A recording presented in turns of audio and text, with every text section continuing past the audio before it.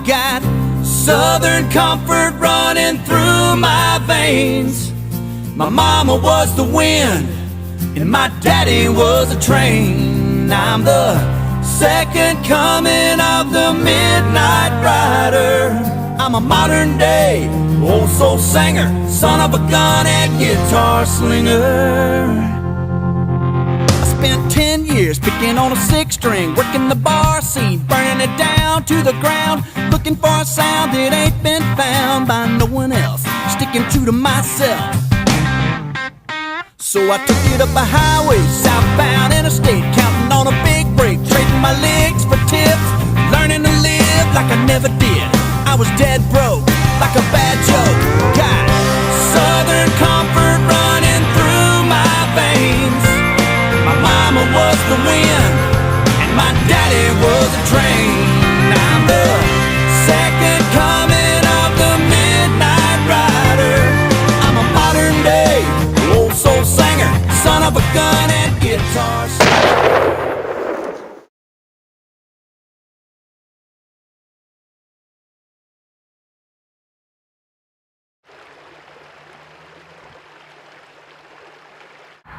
It's week 10 at Hunter's Guide. Get in the deer stand or in a ground blind or wherever you can hunt, because this coming week from now till the Saturday after Thanksgiving is gonna be the time to be in the woods.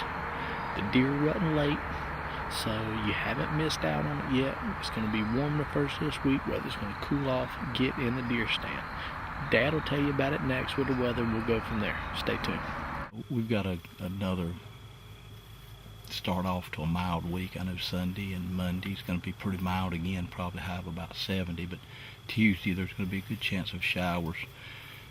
Cold front's going to come through and cool us off at the end of next week, back to normal highs, probably a little bit below normal, but we don't look for no big storms or anything in the next week. Probably the following week, the GFS computer model is, I think, out to lunch on a storm for Thanksgiving week. It shows a storm off the southeast coast, but it also shows the highs in this area of about 60 degrees. Well, anybody knows if we've got a low pressure off the southeast coast with cold air to the north, it's not going to be mild here. So what's going to happen as it evolves, who knows? The European model ain't really, the long range don't go out quite that far, so I haven't got a good handle on it yet, but I think Thanksgiving week is going to be definitely a lot colder week and probably a little bit better week as far as deer activity. But this week won't be bad. You know, it's going to cool off the end of the week. The rut still hadn't kicked in here. Josh will elaborate on that a little later, but we're seeing a lot of does right now, but very few bucks with the does.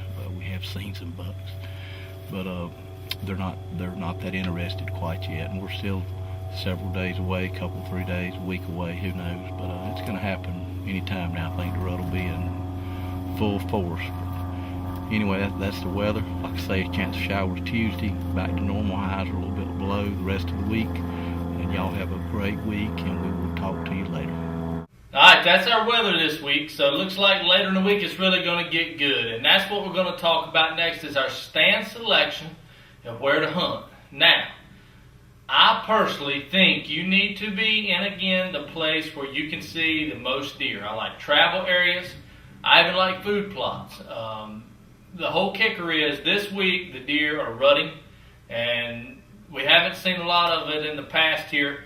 I really felt like this past week was good, and it was okay. I did see some bucks chasing does, mostly younger bucks. The deer are starting to pop up on the trail cameras. The deer were trying to shoot the bigger bucks. So, you know, if you ask me, I think we need to get in a place where you see the most deer, period. You see the farthest away. It's gun season now throughout all North Carolina. Virginia, the gun season come in next week. Rifle season comes in next weekend. Again, we're muzzleload hunting this weekend, or this coming week. But, you know, you get in a place where you can see the most deer, get in the travel corridors, sit there as long as possible. Had a lot of reports of people seeing deer, you know, 9, 10, 11 o'clock during the day. In fact, one guy actually told us that he'd sat in the stand all morning, didn't see his first deer until 10 o'clock, and from 10 to 11 seen 8 or 9 different deer. So, good tip there. But anyway, get in the stand, stay in the stand as long as you possibly can. You're going to see deer this week. they're on their feet, and the bucks is really going to start moving around and stuff. So that's going to take us right into our failure story this week, which is none. Great thing about it. No failure story. Everybody's had a lot of success. I guess the only non-successful is people's not seeing very many deer.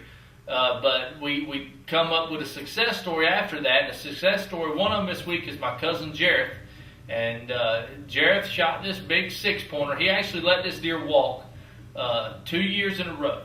And he seen it 2 years ago. It was a 6-pointer, about a 2.5-year-old deer. He said last year was just a 6-pointer as well. As a 3.5-year-old deer, and he still decided to pass on it because he's after a couple of bigger bucks in his area. And this year he shot it. It was a 4-year-old deer. It had a big old body on it, big old head, and knew it well. Had trail cam pictures of it, I think. And he's just very familiar with a deer. In fact, it just got up Saturday evening, started cruising along, and that was our success story. So as you see in his picture here, it's a very, very nice deer for Guilford County. So anyway, that's our success story this week. Other than that, that's it. Get out there and hunt. We're going to have a short show today. Get out there and hunt. We're going to bring you footage next week in the deer stand of me and Pops, maybe Audrey, maybe Abby, different people shooting deer, getting deer dead this week. So stick with us. We'll see you next week.